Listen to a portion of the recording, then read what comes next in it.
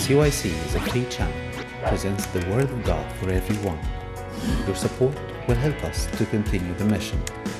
Visit our website, cycnow.com. Even $1 will make a difference.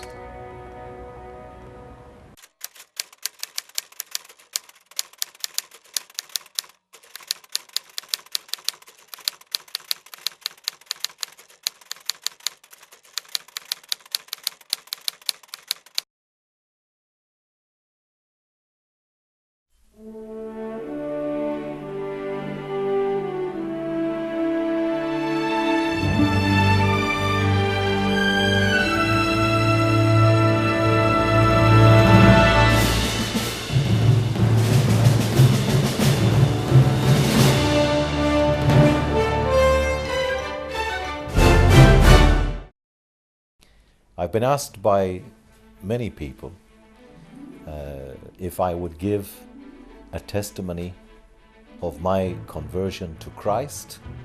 I started my life as a carpenter, and one day we arrived in a place called Ohio in America.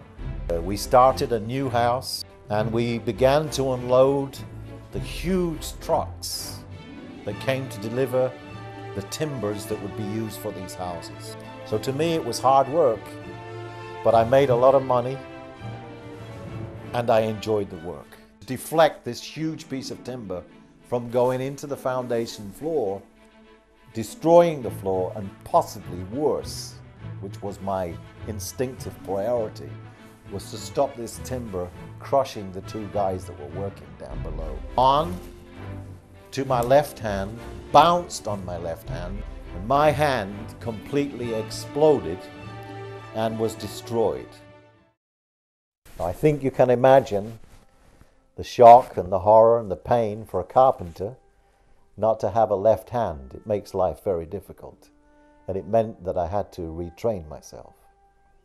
But before we get to that, there's an important thing that I need to tell you that I never expected, that I never telephoned or got on the Skype and called, was there was a little man from Tennessee, which is where I was living, on the border of Kentucky and Tennessee. I was living on that border, just inside Tennessee, a place called Oneida.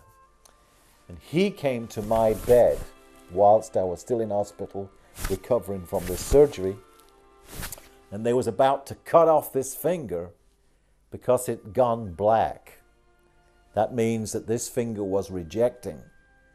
And although they were pumping antibiotics into my body so that the hand would have its best chance of survival, this finger actually turned black. And the surgeon, Dr. Buzanglu, the little Jewish surgeon, she told me that she would have to remove the finger, otherwise it would spread into the hand and I would possibly lose the hand, so on and so forth, if it wasn't controlled. And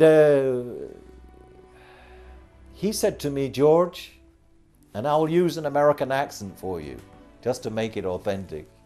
He said to me, George, don't worry, everybody back home is praying for you. And I looked at this guy like he was a spaceman, because I told you, I'd already deduced in my life at 40 years old, incidentally I'm 60 now. At 40 years old, I was satisfied there was no God. Only we do the best we can do. That's it. And he said to me, everybody's praying for me. And I thought to myself, at that time, before Jesus Christ, he knows me. What a stupid thing to tell a man who's got 2 children and a wife, rent to pay, responsibilities to hold down, and I can't work because my left hand's now gone. At the time, I couldn't use the left hand. And the only thing that came to my mind was, I need a plan, not a prayer. I'd listened to people praying in the military. I'd seen people pray in war. But I paid no mind to praying because I thought, in my opinion, it was worthless. I was satisfied there's nothing. But this man came back again like a mosquito. You know, a mosquito bugs you? He came back like a mosquito. And he said, George, the people want to see you in the church. And I said, they want to see me? Why do they want to see me? He said, because they know you. Well, I started to think, and I thought, well, yeah, I guess I'm the stranger in the village in Oneida. And everybody knows who's the stranger. But the stranger doesn't know anybody. But everybody knows you. And all these people who lived in the mountains where I lived, a lot of them was extremely poor people. They couldn't afford medication. They couldn't afford a lot of things that we have and take for granted here in England. So they go to church and they pray. And those people who live high up in the mountains are some of the most devout people I've ever seen in my life. So he insisted that I came to his church. Now this guy, he wouldn't go away. He worked on my team. I never knew that he was a Christian. But he revealed it to me to comfort me while I was lying in the bed in Oneida in hospital. And so I agreed with him to appease him. Not for anything that I was looking for, just to get this mosquito to go away. I said, okay, I'll come to the church because all the people want to see me. So I made a plan. Military guy always makes a plan. I'll go to the church. I'll sit at the back of the church. I'll wait for them to do the dance, whatever it is they do. Wait for them to finish their showtime. And then when they're finished, I'll say thank you for praying for me and escape. Simple plan. Simple plans are always the most effective plans. So that was my plan. Believe me, in front of Jesus Christ, that was my plan. I entered the church. It was a small church in the mountains in Tennessee. And my hand was fixed up to my shoulder. And I walked in. On the left and right of the church as I was going in, there were seats, one in front of the other, like bench seats. And I continued down the center of the church. Now, I cannot explain that to this day, that I didn't sit at the back. I walked down the center of the church.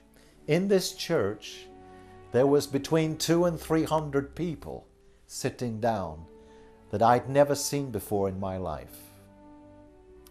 And I walked through the aisle, the central aisle, and I sat at the front of the church with the deacons that I didn't know was deacons. Do you understand that? I didn't know what a deacon was. So I sat with the deacons in the front of the church, in the front of the senior deacons. And that's where I set myself. When I sat down, the service began. I didn't know what was going to happen. I had no idea what was going to take place. I had never in my life been in an American church. I hadn't been particularly too many times in a church in England, only for maybe a wedding or a funeral. And so this coal miner, tall, 6 foot, good-looking man, not like me, I look like a caveman, I know that. Tall, 6 foot looking man came out and he took a microphone and he began to speak the Bible. What I know now was the Old Testament and the New Testament and the Old Testament and the New Testament. He was just speaking the Bible. And there I was sitting there in the front of the deacons, in the front of the church, in front of maybe 300 people I'd never seen before in my life, including this man who was preaching. And it seemed to me like the whole service was pointing the finger at me. And I started to burn inside. And as the man spoke, who was speaking to the church, I felt every word hit me like a bullet, burning me within. And then he finished. After approximately 15-20 minutes, he finished. And he put this microphone down at the front of the church. And I said, oh, it's time to stand. I do not know to this day why I said inside my mind, it's time to stand, because I had no idea of the procedure, what was going to take place, what would happen next, or in the next 5 minutes. I had absolutely no idea. But there was an overwhelming voice inside me to stand, so I stood. And so I was the only guy standing amongst all these people who were from America, and this alien Englishman standing there all by himself, looking pretty stupid. But I was not aware of that, because I felt that the entire church was standing, but I was the only man standing. Then I said to myself, an overwhelming feeling again came, that I had to go forward. So there I was with my one arm strapped up. I walked forward and I knelt down onto a bench that was in front of me. This bench had a kind of a upholstered carpet layer on the bench, and I knelt down on this as if going down to pray. Now, I swear in front of Jesus Christ, I do not know why I was down there about to pray, and I saw face to face Jesus Christ.